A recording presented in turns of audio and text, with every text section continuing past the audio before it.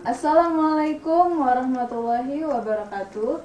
Kembali lagi di Kata Perempuan, podcast yang menjadi wadah bagi para perempuan untuk berbagi ilmu, pengalaman, serta pandangan.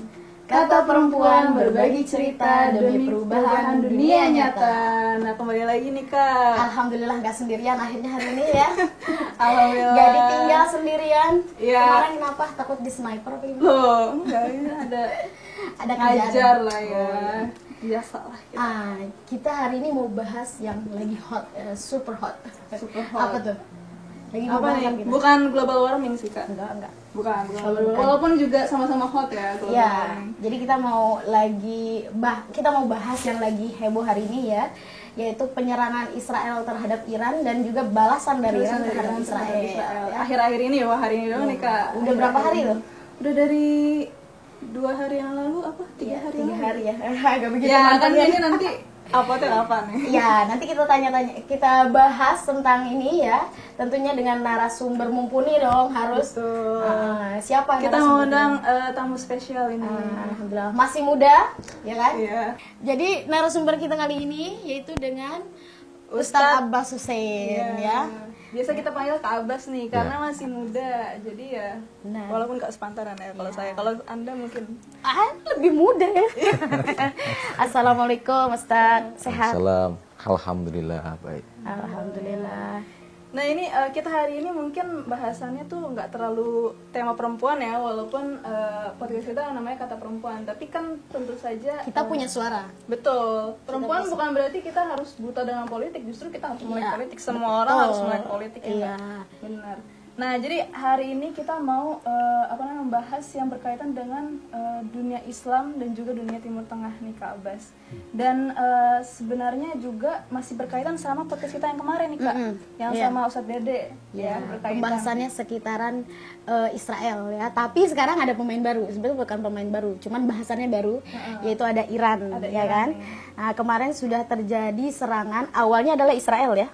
Israel menyerang Iran, kemudian Iran melakukan serangan balasan. Ya, yang jadi pertanyaan ini adalah yang paling bikin penasaran ini, apa sebenarnya yang melatar belakangi Israel ini tiba-tiba nyerang Iran gitu? Bukankah kalau dalam dalam kacamata internasional kan pastinya justru yang dirugikan adalah Israel itu sendiri. Iya, justru ngasih legitimasi untuk Iran untuk menyerang balik. Menyerang ya kan? balik, benar. Jadi nggak main perang-perang dingin lagi, langsung tempur gitu. Kenapa Iya, Israel menyulut perang gitu? Kenapa? Kok berani gitu? Ya, pertama kita harus memahami tentang Israel ini sendiri dulu. Pertama, bahwa kita harus tahu dan terus mengulang-ulangkan ini kepada dunia bahwa Israel adalah entitas. Israel bukan satu kedaulatan, bukan mewakili satu negara yang sah atau terlegitimasi, melainkan adalah entitas penjajah, penyerobot yang anti kemanusiaan dan sewenang-wenang. Ideologi yang digunakan adalah ideologi Zionisme, yang ini juga sangat kita sayangkan bahwa saat ini telah menyebar banyak. Bukan lagi hanya yang ada di Israel, tapi juga mengidap kepada seluruh dunia ya? Ya, seluruh dunia, dan secara tidak sadar juga bisa jadi orang-orang yang ada di sekitar kita, pola pikirnya adalah pola pikir Zionis. Nah, Zionis ini memang pada asal mulanya mereka adalah bentukan konspirasi yang dipelopori oleh Theodor Herzl ya. Yang mereka berupaya untuk mencari-cari tempat sebetulnya untuk menegakkan adanya kedaulatan Yahudi yang tujuannya untuk menguasai dunia. Nah, namun melihat adanya perpetaan dunia yang ketika itu di akhir abad ke-18, melihat bahwanya konspirasi yang terjadi, peta terkait masalah perang dunia yang ada pada saat itu mengindikasikan adanya ketertarikan dari negara yang disebut dengan Filistin, yang pada saat itu juga menjadi negara yang dikontrol ya oleh Daulah Ottoman dan juga oleh imperialisme Inggris ya, Britania.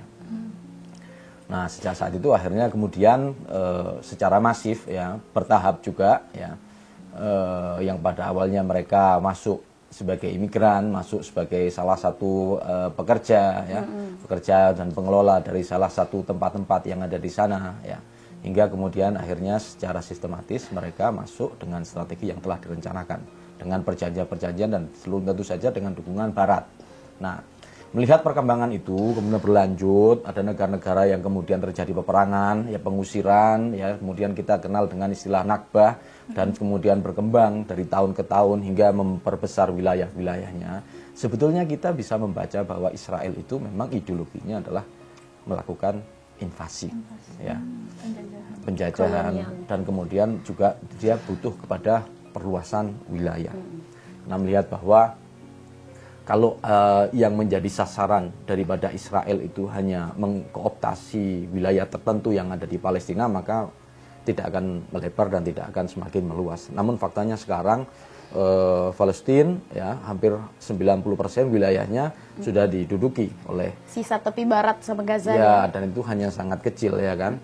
Dan kemudian juga sebagian wilayah Mesir itu juga diambil, sebagian wilayah dari Lebanon juga diambil, sebagian wilayah dari Suriah juga diambil, sebagian wilayah dari Yordan juga diambil. Nah, sehingga ini yang kemudian kita tahu bahwasannya ideologi mereka invasif. Nah, ketika kita tahu entitas ini tumbuh dengan satu ideologi yang sangat tidak lazim, ya, yang tidak sesuai dengan ajaran kemanusiaan, moral, dan juga ajaran agama ini. Nah, sebetulnya kita tidak heran bahwa Israel akan selalu melakukan penyerangan-penyerangan. Itu kan sebetulnya terjadi beberapa kali perjanjian-perjanjian yang mana Israel melakukan penyerangan, pencaplokan, dan kemudian PBB memberikan resolusi sebagai batasan negara yang ditetapkan atau diperbarui. Kan itu terus seperti itu. Makanya Lebanon, wilayah utara, Kiryat Shimona yang pada awalnya itu sudah diambil, ya? Sudah diambil hingga saat ini diambil, sehingga mau tidak mau ketika terjadi perang akan dikembalikan kepada resolusi itu.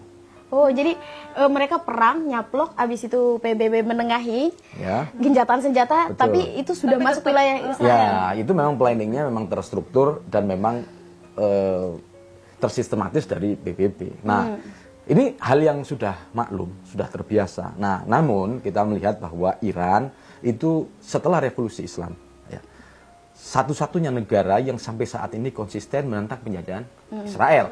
Nah, tentu saja Israel merasa terganggu dong karena konsisten, ya kan? 46 tahun, setiap tahun turun di hari Al-Quds, di hari yang sakral dan di bulan yang sangat sakral yang menjadi perhatian dunia. Yang pada awalnya hanya Iran saja, namun kemudian sekarang menjamur sedunia, bahkan bukan sudah melintasi agama, bukan cuma lintas negara, melintasi agama, mereka turun. Lintas solidaritas ini yang menjadikan Israel gugup. Kenapa?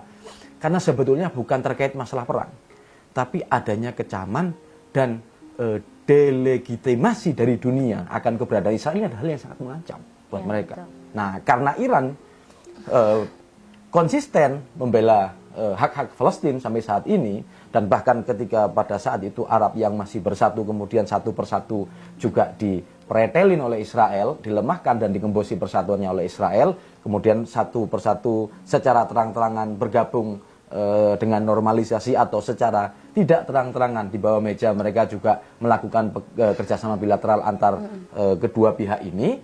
Nah, ini yang kemudian kita melihat adanya perhatian yang mulai memudar. Namun Iran sekali lagi menjadi mercusuar dan tower yang begitu terang dan tegas terus mengkonsistensikan sikap terhadap perlawanan kepada Palestina lah, yang ini kemudian memicu ketidaksukaan kepada Iran dan kedengkian kepada Iran, kebencian yang sangat mendalam kepada Iran, gitu kan.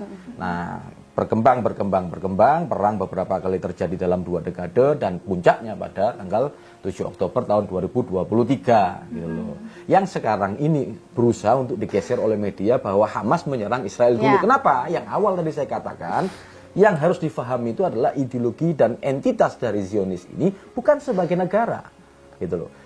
Ya mungkin kita hidup, ya, kalau saya di usia yang sekarang ini tidak mengalami di peperangan-peperangan yang mungkin lebih fatal, ya, karena media mungkin sekarang sangat canggih, jadi kita mudah untuk menerima berita sangat cepat, ya. Nah, ketika itu kita bisa membayangkan betapa susahnya ketika ada pembantaian, ya kan, ada penyerangan-penyerangan yang kemudian tidak terekspos. Nah, ini sekarang dengan dengan adanya 7 Oktober, ya, ketika mereka membangun imperium, membangun wilayah dengan masa tenang, kita sebut itu artinya karena tidak ada perang. negara-negara dipaksa untuk tidak berperang, dipaksa untuk tidak mengambil haknya oleh dunia. Nah, disitulah setelah 7 Oktober terjadi perang dan merentet, dan Iran itu mengirimkan banyak bantuan untuk mujahidin di sana, untuk Hamas, dan itu diakui oleh Hamas. Gitu. Nah, senjata gitu ya. Ya, yang menjadi pertanyaannya adalah ketika kita melihat di publik dunia ini yang salah satu menyebabkan Israel itu marah itu adalah ketika jalur-jalur nyata, jalur-jalur yang nampak di luar itu diblokade oleh Israel. Tapi faktanya Iran masih bisa mengirimkan bantuan persenjataan. Ini yang kemudian semakin membuat Israel itu kecolongan gitu loh, karena salah satu perang pertama sebelum perang keras atau perang militer adalah perang spionase atau perang intelijen, ya kan. Kemudian perang gertak, cyber, psikologi dan lain sebagainya. Ini adalah hal-hal yang menjadi Israel tidak tahan di perang awal, perang spionase mereka kalah.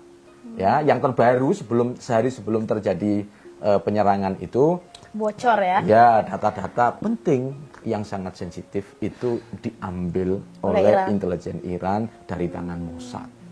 Apa itu penyebab awalnya mereka menyerang Iran? Maksudnya pemicu, pemantiknya aja. Walaupun dia sudah pengen nyerang Iran dari kapan tahun kan. Cuman ini pemantik utamanya apa itu? Iya ini. Artinya bahwa mereka itu sedang melakukan perang spionase, intelijen dan juga psikologi.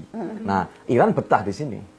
Ya kan, kita tahu Iran adalah bangsa yang beriman, bangsa yang syarat dengan sabar, dengan ketabahan, ya kan, dan kemudian juga dengan survive tingkat tinggi dengan tekanan-tekanan dunia. 46 tahun di embargo itu bukan hal yang sepele, ini sangat berat sekali. Kita bisa melihat keadaan dunia yang beramai-ramai dan bersekongkol atau berkonspirasi dengan propaganda yang sangat jahat bersama Israel untuk berusaha mengikis kepercayaan dunia kepada Iran, ya kan, pertemanan dunia kepada Iran, berusaha untuk gimana orang itu tergeser pandangannya bahwa Iran itu musuh, gitu. Kalau Israel sudah terang-terangan nggak apa-apa, saya dianggap musuh, dianggap jahat, karena mereka meyakini bahwasanya nanti orang yang sekarang menganggap kita jahat itu mampu kita tekan dan kita paksa untuk mereka mencintai kita dengan kekuatan dan dengan militer. Nah, tapi Iran menang dalam 2 mukadimah perang sebelum perang militer ini, ya kan. Ya itu buktinya bahwa Israel tidak sabar kan gitu.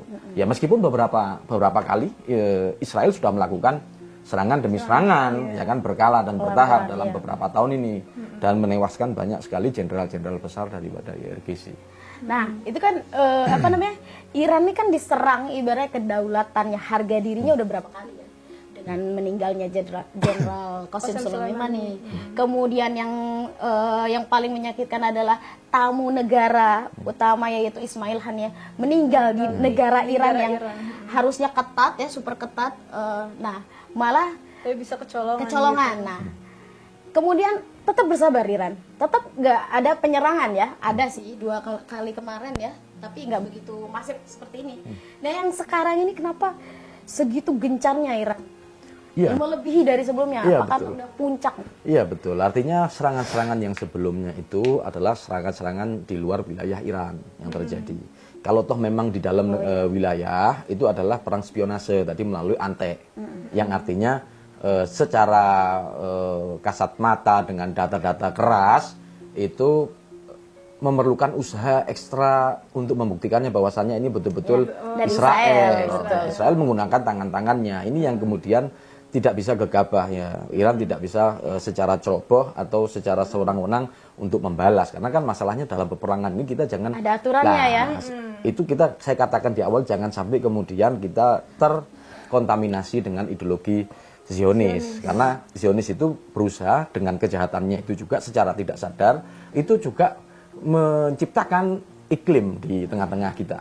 Artinya bahwa seharusnya itu kalau perang itu gagah-gagahan seperti Israel. Kan itu. Ini adalah ideologi arogansi. Blok-blok arogansi sama seperti itu. Jadi Amerika menampakkan kecanggihan-kecanggihan dan perkembangan teknologinya untuk menakut-nakuti. Kan ini kan ideologi mereka. Sehingga ketika diserang, saya punya senjata lebih canggih nih, saya akan melakukan serangan. Nah, ini ideologi juga. Ini adalah salah satu bentuk peracunan pola pikir. Nah, Iran tidak seperti itu, makanya saya katakan Iran ini sangat kompleks dan Iran negara yang sangat bijaksana yang ada di dunia. Belum ada negara yang mampu selevel dengan Iran dalam ketabahan, dalam kebijaksanaan, kesabaran, dan kecermatan dalam memainkan peranan strategi. Dia sendiri loh. Iya. Tidak ada negara yang bersama Iran. Kalau orang katakan bahwasannya ada Korea Utara, ada Rusia, ada Cina, ini mereka adalah negara-negara supporter, bukan negara-negara yang terang-terangan akan memasang badan untuk Palestina, untuk Palestina atau untuk Iran. Artinya seperti itu. Nah, tapi Iran dia sangat berhati-hati bahkan dalam menyampaikan kecanggihan-kecanggihan militer persenjataannya. Tujuannya untuk apa? Ya ini, dia terkecoh, ya kan, dengan kesombongan tadi, ya kan, dan kemudian garis merah yang sudah sangat dalam ini ya, dilanggar oleh Israel. Jadi sosok yang dihormati dan mewakili atau menjadi representasi dari marwah negara yang ada dalam korps IRGC dan kemudian ilmuwan-ilmuwan yang ada di situ yang menjadi marwah daripada negara itu syahid, gugur di negaranya, dan negaranya juga diserang dengan secara masif, terang-terangan. Nah, ini yang kemudian Iran merasa bahwasannya udah saatnya ini kita langsung ya terbuka juga kan, Israel menyerang Iran ya, secara terbuka. Memang Iran ini satu-satunya negara yang terbukti ya bisa bertahan, bisa sabar, bertahan dalam segala hal karena kena embargo ekonomi. Mana ada negara lain yang kena embargo ekonomi?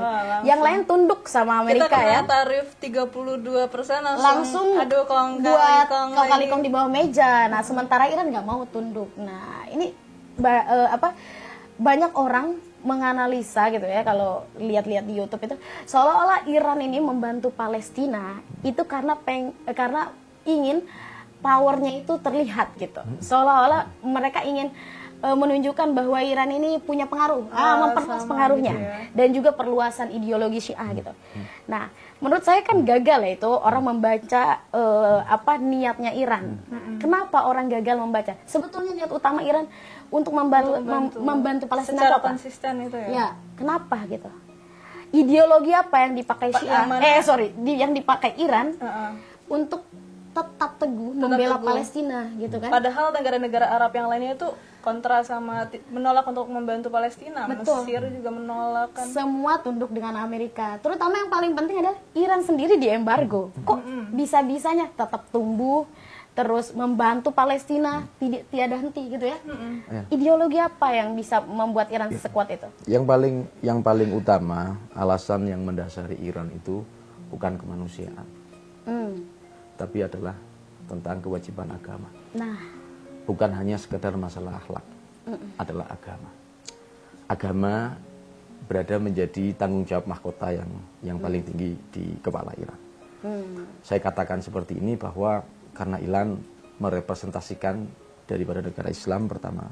Yang kedua, apa yang diambil dari sikap-sikap Iran mencerminkan daripada titah atau undang-undang yang telah ditetapkan oleh Al-Quran. Yang ketiga, bahwa Iran betul-betul merepresentasikan secara faktual bahwa satu bangsa yang bergantung kepada Allah Subhanahu wa Ta'ala itu dalam memperjuangkan hak keislamannya. Artinya bahwa secara teritorial mungkin memang Palestina terpisah jauh daripada Iran. Tapi terkait masalah Islam menembus semua ruang-ruang atau batas-batas yang ada. Kalau awam seperti kita, kemudian kita ingin memahamkan kepada orang bahwasannya kita tidak harus menjadi Islam karena mungkin khawatir bahwasannya akan ada konflik, ini adalah perang Islam dan dengan non-Islam, kan begitu kan ya?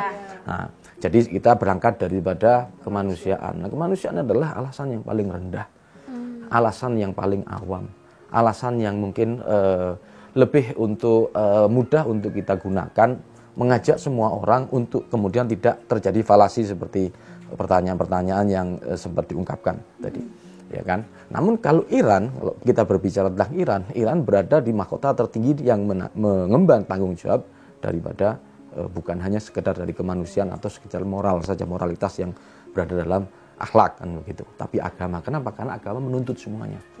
Agama menuntut semuanya. Jadi ini menurut Iran adalah kewajiban agama. Kewajiban agama. Kalau nggak salah pernah yang kita dapat kelas itu apa? Allah tidak akan mengangkat amal seseorang sampai orang itu membantu manusia lainnya. Iya. Ada yang Iya, yas'adu ilahi yas'adu kalimatut thayyib wal amalu sholih yarfa'u. Nah, jadi kalau sholat itu untuk kita sendiri. Allah nggak butuh itu. Iya kan? Yang, Betul nggak? ya, yang mengangkat daripada keyakinan kita sampai ke Tuhan adalah amal soleh. Nah, itu maksudnya. Nah, amal soleh itu salah satunya adalah memberikan perhatian dan menolong. Ya, kalau dikatakan ighatsatul malhuf, jadi menolong orang-orang yang haknya itu diabaikan, ya, atau ditindas atau dirampas. Nah, jadi buat pemirsa Mahdawi Channel ya yang masih beranggapan bahwa Iran membantu Palestina itu untuk menyebarkan pengaruhnya agar dipandang jadi rajanya Timur Tengah ibarat gitu ya, itu salah karena Iran menganggap ini sebagai tanggung jawab agama. Itu yang paling dasar ya.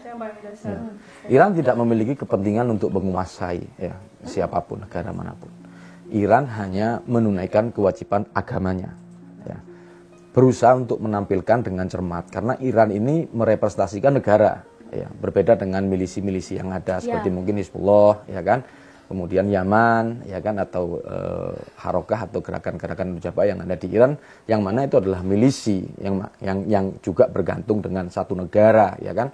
Nah, tapi ini secara bangsa, milisinya kompak, bangsanya kompak, dan juga secara negara juga memiliki sikap yang sama, kan, seperti itu. Iran itu utuh ya, Utuh. bukan dia bagian kecil dari suatu negara, tapi dia memang kebijakannya tuh memang pro Palestina, Betul. Zionisme Iya, ya. meskipun bahwa Arab juga mengakui pengaruh Iran itu sangat kuat di wilayah, di kawasan. Bukan karena Syiahnya, tapi karena sikapnya dalam melawan kebijakan AS dan juga Israel. Mau nggak mau ya orang harus melihat ya, kecuali orang yang memang udah tertutup nih, tertutup hatinya, tetap udah melihatnya jelek ya. Syi'i ini pokoknya gitu. Ini bukan cerita tentang mazhab, betul kewajiban agama tadi ya Iran. Nah cuman Iran ini sering kali serangannya itu terjadi di dalam negeri ya sih? Bukan sering kali, beberapa kali ya. Yang perang spionase itu. Yang kayak Ismail Haniyeh itu syahidnya di Iran gitu ya.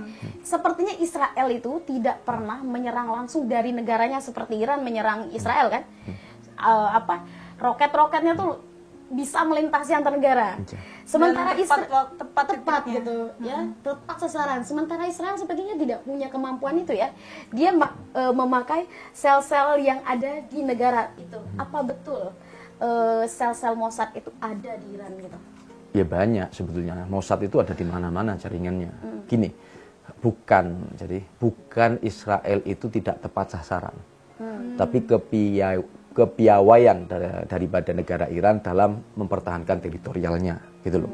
Secara teknologi mata-mata Israel itu unggul dari semua negara. Kenapa? Karena dia memiliki teknologi, ya, sehingga hampir semua informasi ya, yang ada di dunia itu Israel itu punya.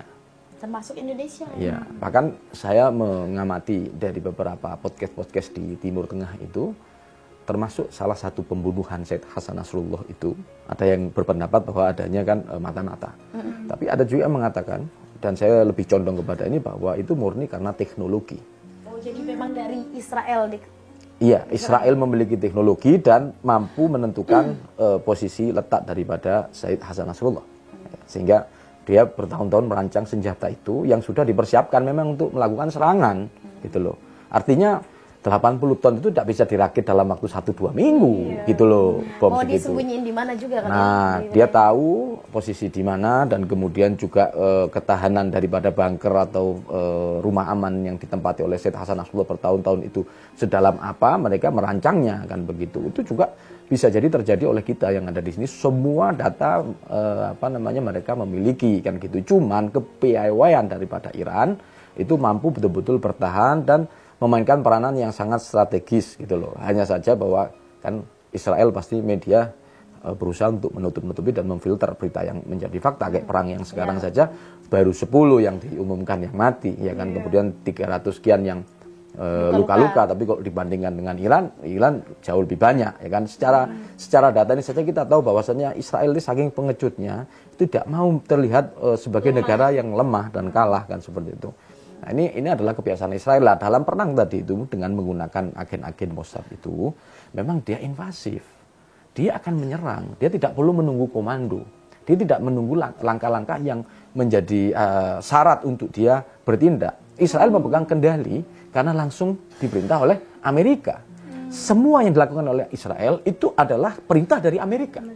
Tapi secara di luar itu seolah-olah bahwasannya Israel sendiri dan kemudian minta bantuan Amerika mendikte, dan seolah kadang berbentrok antara Trump dengan itu adalah falasi yang berusaha untuk dibangun, sehingga dunia ini akhirnya akan bergerak dengan satu kebingungan yang terjadi. Ya, ini sering terjadi dalam beberapa kasus, sehingga bahkan orang-orang Muslim pun itu terbawa arus tentang sandiwara yang dibuat atau konspirasi yang dibuat oleh Amerika. Bahkan mereka berusaha untuk membela tetap sikap Mesir yang seperti ini dan sejahat ini kepada Gaza, meskipun dia tidak membunuh secara terang-terangan, tapi dengan menutup blokade itu adalah salah satu bentuk pembunuhan dan pelaparan kan gitu. Betul. Menjadikan wabah malnutrisi di mana-mana kan, itu juga Yordan juga sama seperti itu. Kemudian Suriah setelah jatuh di tangan Jaulani juga sama seperti itu, dan bahkan kemarin penyerangan di hari Jumat itu Israel itu mendapatkan izin dan keleluasaan dari Jaulani Ahmad Asyara untuk menggunakan wilayah Dar'a digunakan untuk operasi daripada Israel memantau kesempatan melakukan serangan ke dalam Iran, karena dari Dar'a itu perbatasan antara Irak dengan Iran itu dekat, sehingga dia memantau kesempatan untuk masuk, dan ketika kesempatan itu ada dia akan melakukan, ketika tidak memadai dia akan kembali dan kemudian berputar ke dalam pangkalan. Lah ini kondisi semacam ini, kemudian nanti ini muncul fakta, kemudian analisa yang mengatakan seperti ini dengan fakta-fakta yang ada di lapangan, akan kemudian dikacaukan hanya dengan orang-orang yang memang cara berpikirnya itu tidak kuat ya secara data. Karena memang kita harus akui, meskipun Palestina ini menang suara, tapi orang yang mendukung Palestina itu tidak semuanya teredukasi. Mereka hanya artinya alasan manusia itu yang menjadi mereka untuk bergerak untuk mendorong, mengutuk Israel dan memusuh Israel. Tapi untuk yang faktor-faktor yang lain yang terlibat dalam peperangan Israel, bahkan yang sangat nyata seperti Iran yang melakukan serangan semasif ini, itu bisa mendadak dibalik posisinya oleh orang-orang yang memang tidak mengerti terkait masalah posisi ini, plus dengan menir-menir yang sudah dibangun atau pion-pion yang sudah dibangun, dibesarkan image-nya sebagai artis atau sebagai relawan sembako atau pemulung-pemulung donasi-donasi ini untuk melakukan suara yang distorsif. Yang distorsif artinya bahwa ketika dia melihat Iran berdiri melawan Israel dan kemudian melakukan serangan yang sangat nyata, kemudian dia akan berusaha untuk melakukan propaganda dengan ciutan-ciutannya atau dengan komentar-komentarnya atau dengan video-video palsu. Tujuannya untuk apa? Menghilangkan simpati kepada Iran, meskipun Iran berada, dia itu si ini sama-sama dolim sama Israel, biarkan saja kita melihat. Dan ini yang mengemuka, ya kan, tindakan seperti ini, ya ributkan kelompok yang dolim dengan yang dolim, sibukkan di antara mereka, benturkan satu dengan yang lain, kan begitu. Itu doa yang selalu dikatakan. Yang doa itu dia tidak sadar ente ngapain. Selama ini tugas ente apa? Donasi, bersuara, demo, atau ngirim bantuan kepada mereka. Enggak sebanding kalau kita mau lihat dengan Iran yang sudah mengorbankan syuhada dan kemudian mengirim roket, ya kan, kemudian menggentarkan dan betul-betul memotong urat daripada keberanian daripada Israel menjadi berubah menjadi urat simis dan urat-urat yang kemudian menjadikan mereka terbelakang. Kita nggak melihat selain orang-orang gila yang berhamburan di kota Tel Aviv dan Haifa dan beberapa tempat-tempat di sekitar Ben Gurion. Kenapa? Karena Iran ini, pernah ada nggak negara yang semacam seperti ini? Belum pernah ada dalam sejarah. Kemudian kita melihat adanya orang-orang yang mati tertumpuk di puing-puing, yang tertimbun kemudian ditarik, ya kan, kadung itu nggak jeli, kita pikir itu Gaza.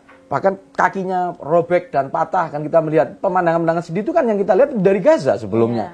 Namun sekarang kita menyaksikan ada di Tel Aviv. Ada di Tel Aviv gitu kan. Ada keseimbangan korban dari peperangan gitu. Cuman bedanya tadi Israel dia tidak berani mengekspos secara terang-terangan.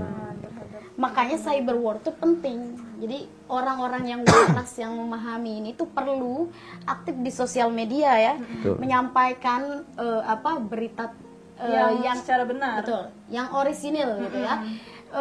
semacam sandiwara juga kita harus bisa counter sih. Kayak kemarin tuh siapa namanya? Macron itu tiba-tiba jadi pahlawan. Iya. Karena tiba-tiba dia anti Israel. Padahal kan itu sandiwaranya dia. Tapi orang Indonesia saking awamnya atau apa ya, terlalu polos atau apapun, itu menganggap ini Macron ini pahlawan baru nih, anti Israel. Dan bahkan bukan Segampang orang itu disetir emang. ya, dan bukan orang awam aja, tapi dibuat oleh pengamat-pengamat Timur Tengah sekarang ini. Oh, Macron ini sekarang anti. Padahal dianya sendiri yang salah satu yang pelopor pencetus dua negara itu. Nah, itu jadi makanya memang kita harus jeli melihat berita ya. Memang kan yang di Indonesia beritanya CNN ya. Mereka mengambil dari barat banyak. Dan sekarang pun media-media yang misalnya tuh jurnalisme lepas tuh banyak juga yang bikin video AI gitu. Video AI yang mengatasnamakan misalnya Iran News nih. Aku kemarin lihat cuitan Iran News itu yang like ada 293.000 orang. Banyak kan. Dan itu ada community note kalau di X itu ya. Ternyata itu video AI. Jadi yang memperlihatkan ini hotel di Tel Aviv yang rusak parah gitu. Nah, itu sebenarnya juga justru malah bikin hal yang buruk, maksudnya citra yang buruk terhadap Iran. Jadi seakan-akan ini juga mengatasnamakan Iran, tapi habis itu nyebarin berita bohong gitu. Ya, intinya kita harus jeli melihat yang ada di sosial media ya. Nah, inilah salah satunya ini kita penggunaan kafia ini pengingat gitu ya. Tugas kita mungkin kita tidak bisa seperti orang lain yang sekarang lagi march to Gaza ya. Mereka mengeluarkan uang untuk pergi sebagai bentuk simbol dukungan. Tapi kita juga bisa nih. Salah satunya adalah share informasi. Betul. Ya. Share informasi yang orisinal. Ya, jangan yang didikte barat. Ya, share informasi tentang perjuangan rakyat Palestina, dan yang kemudian yang sekarang adalah bantuan Iran ya. Nah, yang kedua adalah yang paling penting itu adalah boykot. Boykot ini terpenting ya. Rezim apartheid di Afrika itu hancur karena boykot ekonomi. Betul. Dan Zionis juga kan menguasainya dua hal, ekonomi dan media. Betul. Ya kan. Jadi kita juga harus counter dengan dua hal itu. Iya, ya. Betul. Udahlah, nggak usah pakai yang produk-produk Zionis kan banyak kita.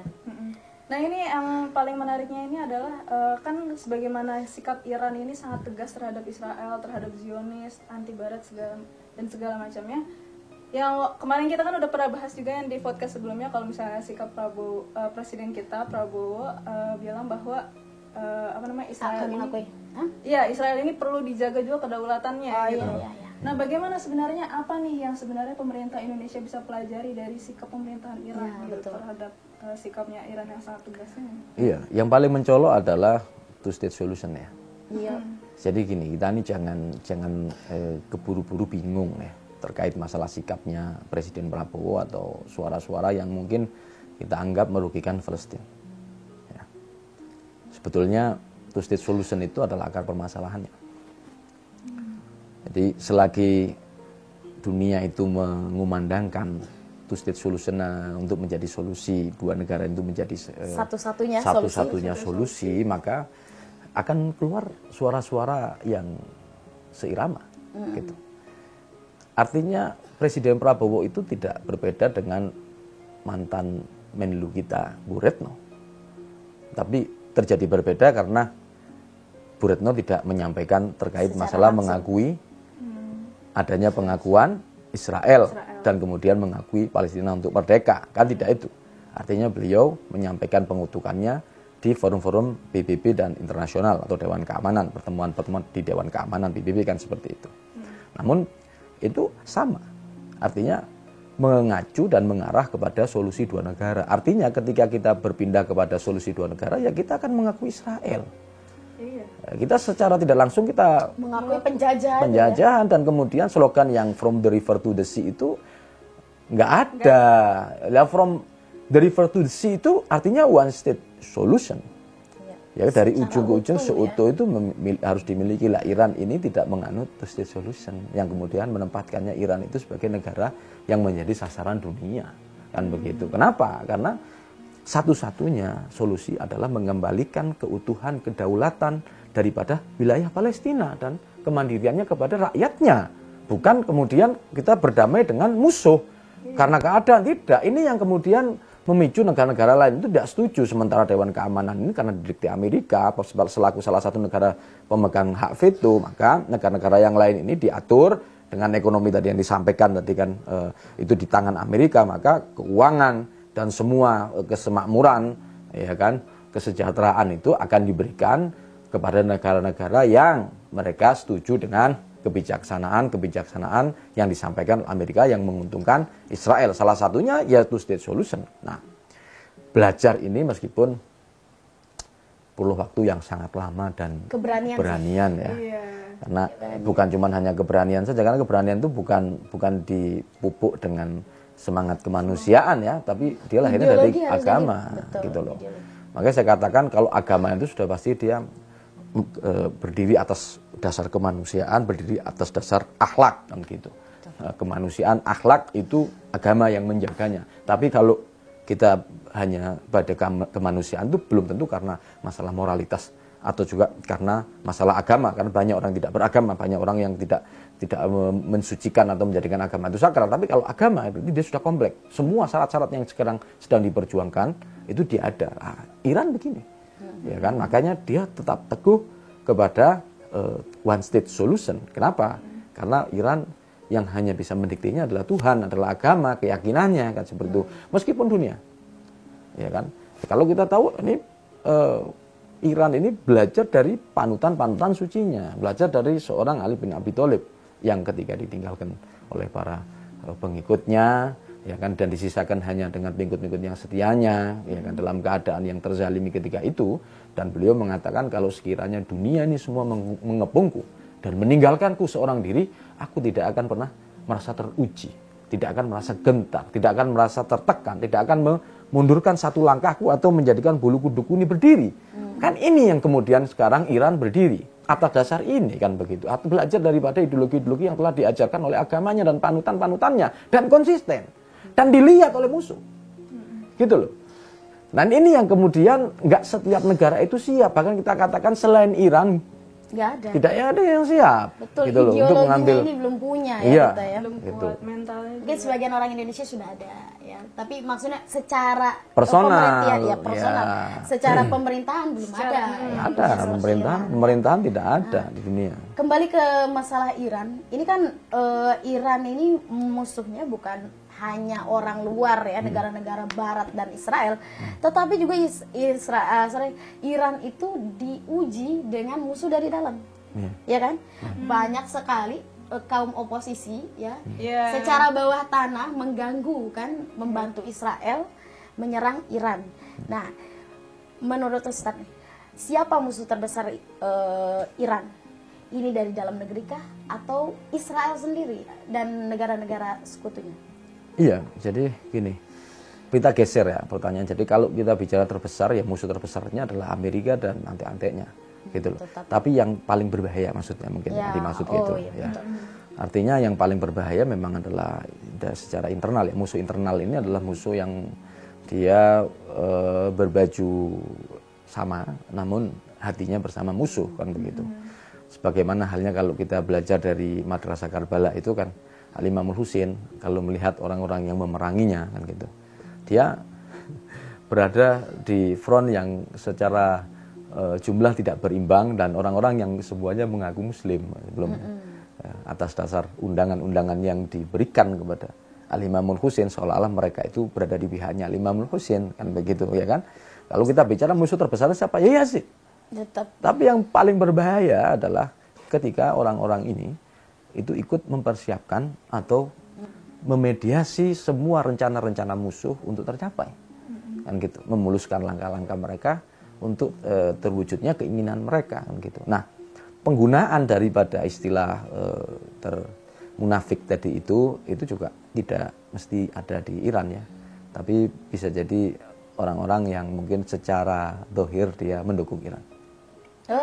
Gitu. Secara zahir mendukung Iran padahal di hatinya ini kita baru seperti pernyataannya Muhammad bin Salman kan, dia menyatakan mendukung Iran, tapi dia tetap mengalirkan minyaknya untuk hatinya tetap di Amerika. Tetap. Tahu kenapa dia seperti itu? Karena dia takut Iran membalas. Jadi seperti Yordan, seperti Yordan itu kemarin terjadi setelah Israel itu berhasil menyerang, dia mengutuk Israel. Tapi dia lupa kalau dia yang mengizinkan, ya kan, mengizinkan wilayah untuk dilewati oleh Israel. Kenapa? Karena Iran sudah mengatakan negara manapun yang dia mengizinkan dan terlibat atas proses agresi Israel kepada Iran, kami juga akan membalas. Dan dia takut. Ya kan, musuh itu takut dengan ucapan orang mukmin. Kan gitu. Gak akan omon-omon kalau Iran ya. Soalnya yang di awal kan yang serangan yang waktu bulan April tahun lalu kan ya? Ya, setahun yang lalu. Itu Iran waktu menyerang pertama rudal-rudalnya itu kan sempat ditembaki sama Jordan kan. Nah sekarang sama sekali Jordan masih ada intercept juga. Suriah juga melakukan intercept, bukan nggak cuman artinya tidak semasif sebelumnya. Ya artinya sudah dipelajari oleh Iran, artinya tidak banyak yang diintercept gitu. Ya kalau pada waktu itu kan artinya kan Iran melakukan trial untuk melakukan penyerangan. Ini kan artinya sudah 2 kali Iran melakukan serangan. Serangan yang ketiga ini kan tidak diduga-duga oleh Israel. Israel ini melihat bahwasannya serangan Iran itu kapasitasnya sekian. Dua kali seperti itu dia membaca, tapi salah kan gitu. Artinya ideologi arogan ini dia akan selalu memandang remeh musuhnya. Tapi berbeda dengan Iran. Iran low profile. Amerika nggak pernah tahu kalau ternyata Iron Dome yang ada di Israel itu jauh di bawah pertahanan Iran dari roket dari teknologi bafarnya kan gitu. Rudal-rudal bafarnya yang mampu menangkis ribuan rudal yang ada di Israel itu serangannya lebih banyak ke Iran. Tapi 80 diintercept oleh Iran. 80% diintercept oleh Iran. Yang masuk itu kan dari sekian banyak yang kemudian lolos kan gitu. Tapi yang dari Iran roket 300. Tapi berapa yang diintercept? Kan gitu. Yang berhasil diintercept berapa? Kan seperti itu. Nah, pribadi-pribadi yang memainkan kepala negara ini tadi itu berusaha untuk bagaimana secara zahirnya itu supaya tidak kehilangan simpati orang-orang, dia harus seolah-olah bersama Iran kan begitu. Nah, ini kan berbahaya gitu loh. Salah satunya adalah proses daripada runtuhnya Suriah misalnya contoh. Iran itu dihianati oleh negara-negara yang terlibat dalam Suriah. Bahkan saya katakan Rusia itu juga terlibat. Gitu loh. Padahal kita tahu kan kalau Rusia itu adalah negara kawan. Tapi masalahnya ideologinya beda. Pertama begitu kan. Jadi sikap itu mempengaruhi. Karena apa? Secara pragmatis yang melatar belakangi dari sikap Rusia ini itu dia harus mengurungkan niatnya daripada apa? Melebarkan kerugian yang lebih besar yang diterima oleh Rusia gitu loh. Rusia rugi sekali. Paling rugi adalah Rusia. Karena titik militer mereka, basis-basis militer itu paling banyak yang ada di Suriah dibanding Iran kan gitu. Dia rugi. Nah, tapi persoalannya apa? Bashar Assad yang kurang lebih 8 tahun menderita daripada serangan-serangan dari ISIS, ya kan? Nah, itu kan berhasil dibantu oleh Iran, ya kan pada dasarnya seperti itu. Tapi negara-negara yang ada di sekitar Bashar Assad ini berusaha untuk mengecilkan hati Bashar Assad. Engkau di embargo, Suriah kecil mata uangnya, kemudian ekonomi itu semakin parah, tenaga kerja juga semakin kecil, orang-orang semakin tereksodus, mereka terusir menjadi pengungsi, ya bergabung di klub UNHCR untuk pindah ke negara-negara lain. Nah ini yang kemudian akhirnya berusaha menghilangkan kepercayaan Bashar al-Assad kepada Iran secara perlahan kan begitu. Baru masuk negara-negara itu. Jadi negara-negara itu memainkan peranan yang bergantian. Gitu loh ya, peranan-peranan yang ketika dari pihak sini alot dia akan bergeser dan digantikan oleh pihak yang lain. Jadi seolah-olah mereka bersama karena yang dijanjikan kepada Bashar Assad ketika meninggalkan Iran adalah embargo ditarik pertama, yang kedua Suriah akan dibangun, yang ketiga akan dijamin makmur, ya kan, kemudian akan dimasukkan ke dalam gerakan-gerakan global ekonomi pembangunan kan, itu kan yang dijanjikan kan gitu. Sehingga Bashar Assad mulai mendengarkan yang lain. Iran juga sempat mengingatkan bahwasanya hanya di budaya ya. Nah, sehingga ketika itu mulailah hilang kepercayaan dengan Iran perlahan. Ketika dia sudah mulai percaya dengan Arab dan dengan dukungan-dukungan atau bisikan Barat dan Israel ini, dia dikhianati. Mulai tahu dia, kemudian dia kabur. Saya yakin paling menyesal adalah Bashar Assad. Sekarang ini yang terbaru adalah ada klan Pahlavi dimunculkan nih. Shah Pahlavi ini kan semua anggota keluarganya kabur kan waktu revolusi Iran. mereka kabur. Nah sekarang muncul nih yang putra mahkota yang nggak jadi itu siapa namanya, Reza Pahlavi, mulai muncul lagi. Dia ingin menggerakkan kaum oposisi yang ada di sana ya. Nah, menurut Ustadz kira-kira seberapa besar keberhasilannya atau siapa pelakunya? Apakah ini kemauan tunggal dari Reza Pahlavi untuk mengambil kekuasaan, atau tetap seperti biasa ada orang di belakangnya, ada orang di belakangnya yaitu Amerika dan Israel. Nah, untuk mengacaukan di dalamnya Iran gitu loh. Ya jelas, artinya ini masih bersambung dengan pertanyaan sebelumnya. Kita lihat bahwa sebelum revolusi itu kan Iran memiliki kedekatan ya dengan Israel dan juga dengan Amerika. Kedutaan juga ada di Teheran. Ya kan? Setelah revolusi barulah itu terusir dan kemudian berbalik 180 derajat dan menyisakan sakit hati yang panjang kan gitu. Kita melihat bahwa bagaimana kita dulu berkuasa di sana, mereka melihat mereka bertahta dan memainkan semua keinginan dan apa yang menjadi dikte daripada Barat dan Amerika. Dia dimakmurkan meskipun rakyatnya dimiskinkan dan dibodohkan dan kemudian dibuat menderita dan ditelantarkan. Nah sekarang ini ya sebenarnya bukan sekarang, sudah beberapa tahun terakhir itu sudah mengemuka ya, ketika ada kasus Mahsa Amini itu juga mereka memainkan itu kan orang-orang yang bersama Pahlavi sebelumnya ya.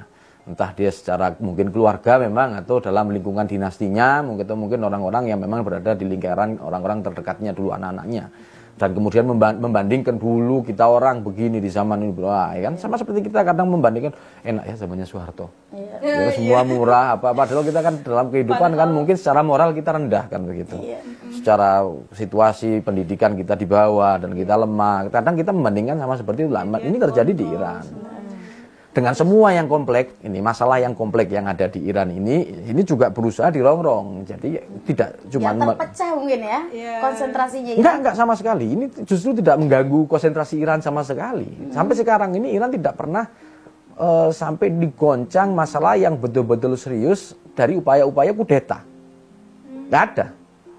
Malah ada yang bilang tuh malah semakin kuat ya. Enggak, ya itu media gitu loh masalahnya. Permasalahannya itu gini, media ini ruang hampa gitu kan. Namanya aja kan fadho ya. Fadho itu jadi dia kayak media yang sifatnya itu meluas tapi belum tentu banyak orangnya gitu loh. Belum tentu banyak.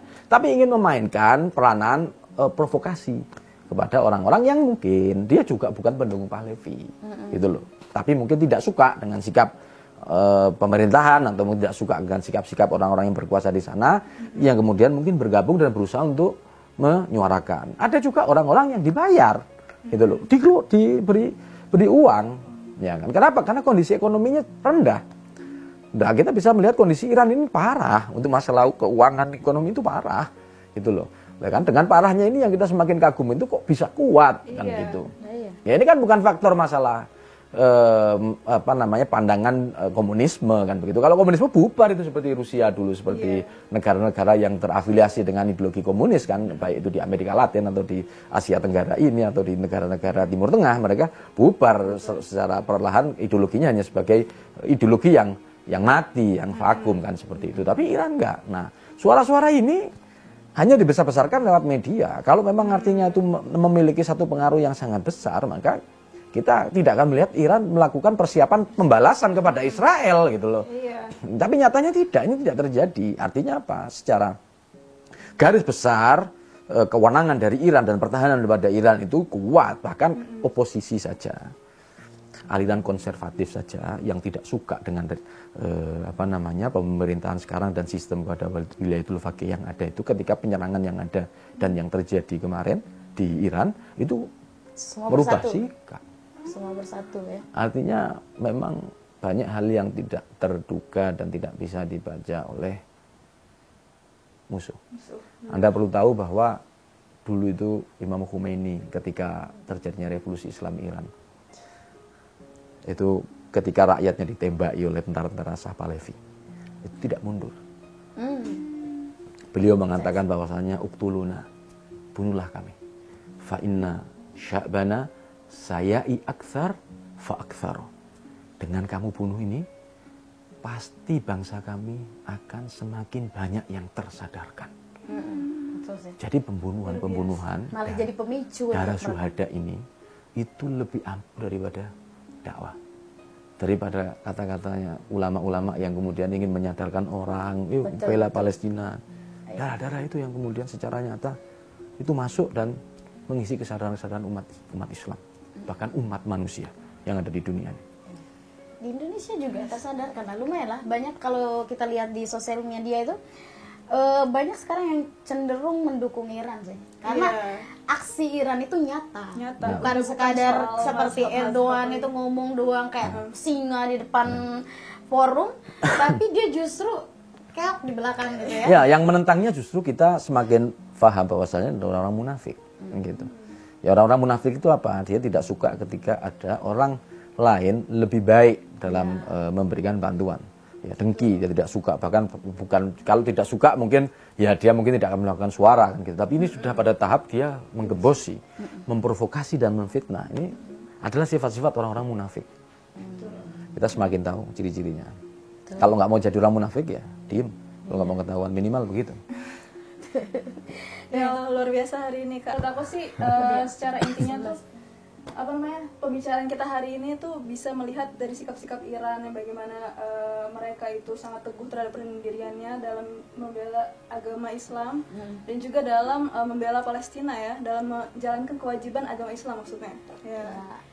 Jadi kalau Indonesia berkaca dari itu tuh kita harus tahu dulu apa yang ditanamkan adalah ideologi dulu nih. Kalau mau berubah seperti Iran itu kita harus berbasis agama tadi ya. Betul. Karena menolong orang yang terdolimi itu adalah kewajiban, itu yang paling penting. Ya enggak? Ya, kewajiban tentu.